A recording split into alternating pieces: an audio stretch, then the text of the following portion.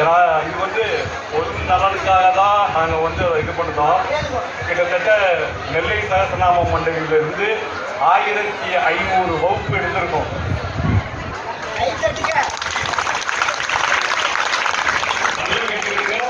தேவாரம், திருப்புகள், திவ்ய பிரபந்தம், அம்பாளுக்கு உண்டானது, வெளியில வரக்கூடாத அதர்வண வேதத்தில் உள்ளது, துர்கா சூத்திரம் முதற்கொண்டு எடுத்தாச்சு. இப்போ எனக்குள்ள சந்தேகம், ருத்ரம் சொல்லி கொடுக்கலாமா கூடாதா?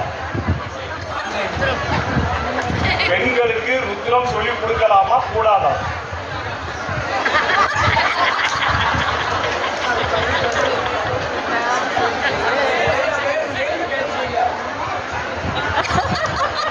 அமைதியா இருக்க. தயவுசெய்து யாரையும் கொடுக்க, அவங்களுக்கு இருந்து எனக்கு பதில் வரணும். அமைதியா இருக்கு.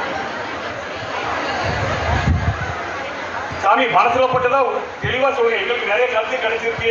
உங்களுடைய இதை நாங்க ஒரு வேலை மாத்திரம் எடுத்து செய்யணும். அது நல்லா புரிஞ்சுங்கோ. ருத்ரம் அப்படிங்கிறது யாகத்துக்குரிய மந்திரம். ருத்ரம்ங்கிறது ஒரு யாகத்திற்குரிய மந்திரம். அந்த யாகத்தை ஒரு குறிப்பிட்ட சூழல்ல கோயில்களில் செய்யலாம், பொதுமக்களால் செய்யலாம். அந்த யாகத்திற்குரிய மந்திரத்தை சொல்றதா சொல்லியிருக்கான். இப்போ ஒரு வீட்டுக்குள்ள சாமி தேவதை, அவர் சொல்றது வந்து ருத்ரங்கிறது ஒரு தேவதை, லலிதாங்கிறது ஒரு தேவதை, மகாவிஷ்ணுங்கிறது ஒரு தேவதை. அந்த மாதிரி துன்பங்களை அழிக்கிற பேராற்றல், உலகத்தை அழிக்கிற பேராற்றல் கொண்ட ஒரு தேவதை ருத்ரன். அந்த ருத்ரத்தை வீட்டுக்குள்ள இருக்கிறவங்க, அதாவது மிலிட்ரி போர்ஸ், சில பேர் வேலை செய்யக்கூடாது. உலகத்துல நான் தயவு பண்ணி இதை எந்த எண்ணத்திலையும் சொன்ன உங்க அத்தனை பேர் கால்களையும் பிடித்து கேட்டுக்கொள்கிறேன். சில பேர் வேலை செய்யக்கூடாது. மிலிட்ரிக்காரெல்லாம் நாட்டுக்குள்ள வரக்கூடாது. மிலிட்ரி வெளியில அனந்த பக்கம் தான் போகணும். எதிரியெல்லாம் அடிக்கும். ஏதாவது ஒரு பெரிய கலாட்டானா அவனை எங்கே கூட்டிகிட்டு வரணும்? வீட்டுக்குள்ள கூட்டிகிட்டு வரணும். அந்த மாதிரி இந்த பிணத்தை எரிக்கிற வேலையை நீங்க செய்யணும்னு சம்பளம் கொடுக்கக்கூடாது. கொடுத்தா என்னாகும்? எரிக்கிறவங்க சம்பளம் உண்டு. அப்படி கொடுத்தா சந்தோஷப்படுவோமா? நம்ம சந்தோஷப்பட மாட்டோம். சில விஷயம் வளரக்கூடாது. ஹாஸ்பிட்டலில் போயிட்டு நான் போயிட்டு வரேங்க, அதுக்கு வாட்டி வரேன், கோர்ட்டில் போயிட்டு நான் வந்துடுறேன், நல்லபடியாக வந்துடுறேன் அப்படின்னு யாராவது சொல்லுவாடா? அந்த மாதிரி ஒரு ருத்ரன் ஒரு மகாதேவதை, சர்வநாசம் பண்ணக்கூடியவன், சமஸ்த பாவத்தையும் அழிக்கக்கூடியவன். அவன் ஒரு வீட்டுக்குள்ளே எதுக்கு வரணும்? ஒரு சட்டம் பாருங்க, ஒரே ஒரு சட்டம். ஒரு அரசு அதிகாரி குற்றம் செய்கிறவர்களை பிடிக்கிற ஒரு தொழில இருக்கிறவா ஒரு வீட்டுக்குள்ள நுழையக்கூடாது. அப்படி நுழைஞ்சிட்டா அது என்ன ஆகும்னா, அந்த வீட்டில் இருக்கிறவங்க குற்றம் பண்ணிட்டாலும் அடுத்தவங்க முடிவு பண்ணிடுவான். சந்தேகத்தில் கேட்டாங்க. ருத்ரன் மகாதேவதையா இருக்கிறதுனால நம்ம வேண்டாம் பரிந்துரை பண்ணோம். இதுல பெண்களுக்கு அப்படின்றதுல எந்த சட்டமும் நான் இப்ப பெண்களை முன்னிலை படுத்தலை. ருத்ரன் யார வேணா இருக்க. ஒரு வீட்டு தெய்வத்தை நீங்கள் வளர்க்கிறீங்க, வீட்டு வழிபாட்டை நீங்கள் வளர்க்கிறீங்க. அதுல நீங்க மகாவிஷ்ணு விழா பாலட்சுமி உள்ள வரணும். அப்படிதானே? மூதேவி சாயந்தரம் வெளில போகும். அவ்வளவு வாங்க கூப்பிட்டு இவ்வளவு வெளில தள்ளுற மாதிரி ரௌத்திரமான விஷயத்த நாம எதுக்கு பண்ணணும்? அதுதான் நான் கேட்கிறேன். அதோட தான் நான் ரொம்ப நல்லா அழகா விளக்கமா சொல்லிட்டீங்க. வேதத்தை மீறக்கூடாது. எங்க 2 பேருக்கும் ஆர்டர். நாங்க மீறலை. வேதத்தை நீ எடுக்கக்கூடாது, ருத்ரன் வேதம் எடுக்கக்கூடாது. எடுக்கக்கூடாதுங்கிற விஷயத்துக்குள்ள நான் போல, நான் எடுக்கக்கூடாதுங்கிற விஷயத்துக்குள்ளேயே போல. ஆன்லைன்ல திட்டம் எல்லாமே வருது. நீங்க நம்ம சொன்னாலும் வந்து நல்ல சொல்லவே வருது. அந்த கொஸ்டினுக்கு நான் போல. ஒரு வீட்டுக்குள்ள ருத்ரனை கூப்பிடுறீங்களா? அதுதான் என்னோட பிரச்சனை. ஆடியோல போட்டு கேட்கலாமா? அதெல்லாம் அதே தடவை தானே சொல்றேன். ருத்ரங்கிறவன் நீ அதே நீ லலிதா சொல்ற பாராயணம் பண்ணு 300 தடவை பண்ணீங்கன்னா அதுல ரைட் இருக்கு. சுவாசி நீருமா சுவாசி நேசனம் ஆயிரமா உள்ள வந்துடுறா. அந்த தேவதை கூட ஏன் மோதுறீங்க? அதே மாதிரி இவன் வேதத்தை இவர்கள் தான் படிக்க வேண்டும். பெண்கள் வேதம் படிக்கலாமா? ஆண்கள் வேதம்? அந்த விஷயத்துக்குலாம் நான் வரல. அந்த விஷயத்துக்குலாம் நான் போறேன். பெண்கள்ங்கிற எண்ணத்துல பேசுறேன். எங்க ஐயா குருநாதரை வச்சு பேசுறேன். என்னுடைய குருநாதர் சிவம். அந்த சிவம் ருத்ரனா இருக்கக்கூடியவன் சுடுகாட்டில் இருக்கிறவன். அவனை கொண்டு வந்து வீட்டில் வச்சா 4 குணம் எழுதி விடுவான். நன்றி. அடுத்த சந்தேகம், பஞ்சசுத்தம் சொல்லிக் கொடுக்கலாமா? சிரிக்காதீங்க, சிரிக்காதீங்க. உங்களுக்கு நல்ல கேளுங்க. ருத்ரம் வந்து ஒரு பெண்ணுக்கு சொல்லி கொடுத்து பெண்கள் படிச்சு 11 தடவை ருத்ரம் பாராயணம் பண்ணுறாங்க. நானே அவங்க கூட சேர்ந்து படிச்சிருக்கேன். அதே மாதிரி பஞ்சசுத்தம் சொல்லி கொடுக்குறவங்களும் லேடிஸ் இருக்கிறாங்க. நாங்கள் இது நாள் வரல உங்களுக்கே தெரியும், லட்சுமி சுத்தமோ எந்த சுத்தமோ உள்ள போகலை. இப்போ ஒரு சரியான ஒரு குருஜி கிடைச்சிருக்காங்க. அதனால தான் அந்த சந்தேகத்தை தெளிவுபடுத்துகிறோம். அதே மாதிரி பரவாயில்ல, விநாயகர் மாலை எடுக்கிறதுக்கு எனக்கு மிரட்டல், எப்படி நீ எடுக்கலாம் அப்படின்னு சொல்லி அந்த பேசன் குருஜியை கூப்பிட்டு மிரட்டியிருக்காங்க. இதெல்லாம் அவ்வளவு சாதாரணமான விஷயம். எடுக்கக்கூடிய சப்ஜெக்ட் உங்களுக்கு யோசிச்சு பார்த்து தான் இருக்கும். எனக்கு அவ்வளவு மிரட்டல் வந்து விநாயகருடைய இது எடுக்கிறதுக்கு எப்படி எடுக்கலாம் அந்த குருஜியை அறிமுகப்படுத்த சொல்லி குருஜியை கூப்பிட்டு மிரட்டியிருக்காங்க. அதனால விநாயகருக்கே இந்த கஷ்டம். அதனால அந்த விஷயத்துக்கு நான் போல. நான் என்ன சொல்றேன்னு கேட்டீங்கன்னா, பஞ்சசூக்தம் அப்படிங்கிறது எதுக்கு சொல்லுவாங்க அப்படின்னா, ஒரு தவறு செய்தால் அதை சரி செய்வதற்கு சொல்ல வேண்டியது. நல்லா ஞாபகம் வச்சுங்க, என் கையில் இருக்கக்கூடிய செல்போனுக்கு எவ்வளவு வோல்டேஜ் மின்சாரம் வேணும்? என் கையில் இருக்கிற செல்போனுக்கு எத்தனை வோல்டேஜ் மின்சாரம் வேணும்? அது சொல்லுங்க.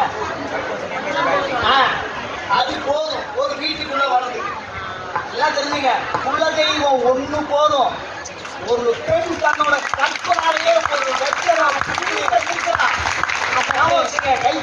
பேசுறத மறந்துடாதீங்க. ஒரு பெண் வைக்கிற புளியில சிவன் நிப்ப வாசல வைக்கிற கோல புளியில நிறுத்தலாம். கணவனே ஒரு தெய்வம் நான் வருவேன். அப்படி இருக்கும்போது ஒரு தேவதையை கொண்டு வந்து வீட்டுக்குள்ள விட்டு அதனால ஒரு பிரச்சனையை நம்ம உருவாக்கிக்க வேண்டாம். சாதாரண மந்திரத்துக்கும் நீங்க ஆர்டர் போடுறதுக்கு வித்தியாசம் இருக்கு. தோத்திரம் என்பது விரும்பி கேட்பது, சூத்திரம் என்பது கட்டுப்படுத்தி இழுப்பது. நான் ஒரு ஆர்டர் போடுறேன், கட்டி இழுத்துவாங்க. கோர்ட்ல ஒரு ஆர்டர் வந்தா பயப்படும்.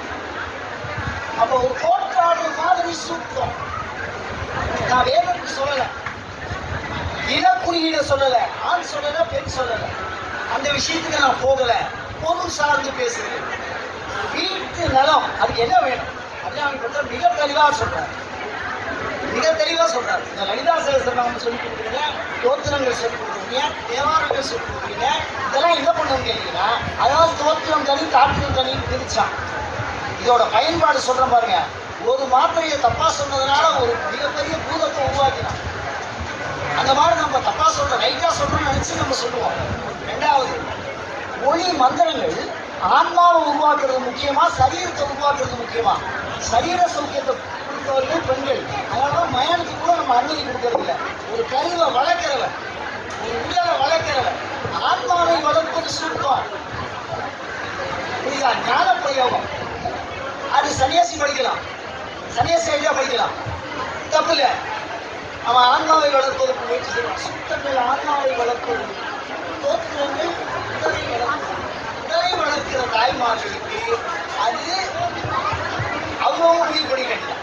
நான் சொல்லலை, உடனே நான் ஏதாவது சொல்லிட்டேன்னு சொல்லாதீங்க. நான் சொல்ற விஷயம் என்னன்னா, சன்னியாசியா ஒரு பொண்ணாட்டி இருக்கா, அவருக்கு வேலை கேட்டான். அந்த அம்மா விடாதா இருக்கா, எல்லாத்தையுமே சொல்லி கொடுத்தான். கணவரை இழந்தவரா இருந்தான், அவர் காய் வாங்கிக்கிறான், அவருக்கு என்ன வேணாலும் மந்திரம் சொல்லி கொடுக்குறான். தப்பு இல்லை. அவன் வந்து சொல்லி கொடுக்குறான்னு இருக்கு சந்தேகம். புரியுதாங்க நான் சொல்றேன்? குடும்பத்துக்குள்ள இருக்குது இந்த மாதிரி பஞ்சசூத்திரத்துக்கு ஏன் போகுது? ஏன் நான் கேட்குறேன், அதுக்கு போதுமே. 4000 வோல்டேஜ் மின்சாரம் உனக்கு எதுக்குன்னு கேட்குறேன்.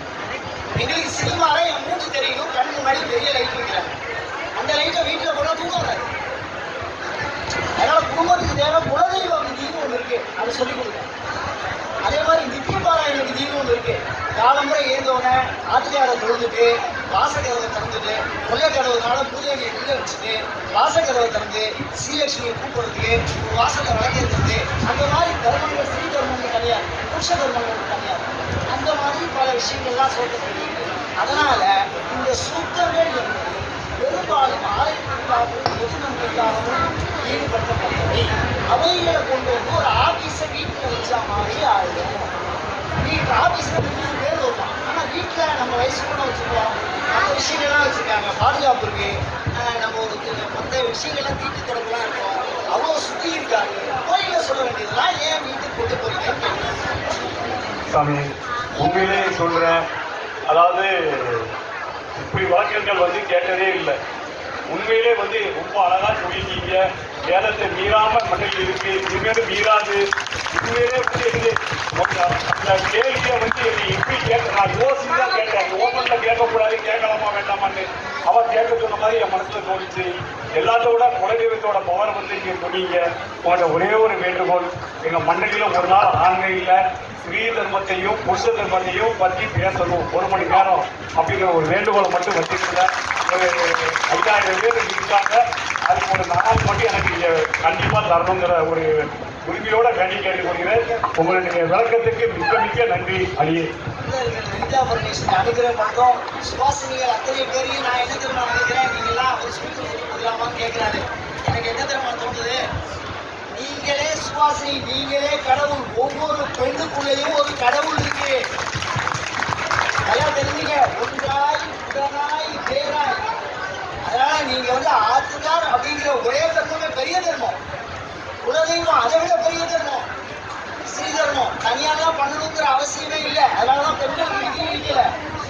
அதனால எல்லா வல்லமையும் உங்களுக்கு இருக்கிறது, உங்களுக்கே இருக்கு, ஒரு பெண்ணுக்குள்ளேயே இருக்கு. எதுவுமே இல்லாம தேவதைக்கு ஒரு மழை பெய்யுமா, பதிவதைக்கு ஒரு மழை பெய்யுமா, அப்புறம் தேவதையும் பதிவது ஒண்ணுமே அர்த்தம்.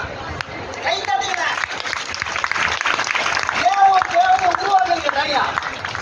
நீங்களே ஒரு தேவதை. உன் வயிற்றுக்குள்ள இருந்தா நான் வந்திருக்கேன். ஒரு சாமிக்குள்ள சாமி, பெரிய பெரிய ஆதிசங்கரா இருக்கட்டும், மிகப்பெரிய துறவியா இருக்கட்டும், வாழை மண்டையை வச்சு போக்கணும். தாயார விட முடியல, குடி இருந்த கோயில்னு சொல்றவங்க எல்லாரையும். அதனால தயவு பண்ணி அந்த மாதிரி விஷயத்துக்குள்ள எல்லாம் போயிட்டாருங்க. குடும்பம், மனைவி, மக்கள் எல்லாருடைய உறவு, நம்மளுடைய நலன் பிரார்த்தனைக்குரியவர்கள் நம்ம பூசாரிகளாக ஆக முயற்சி செய்யாது. மகா உத்தரோத்தராபிவிருத்தி ரசூ.